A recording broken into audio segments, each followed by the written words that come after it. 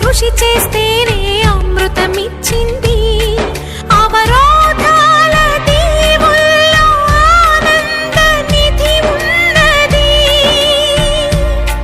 కష్టాల వారధి దాటిన వారికి సొంతమవుతుంది. తెలుసుకుంటే సత్యమిది, తలచుకుంటే సాధ్యమిది.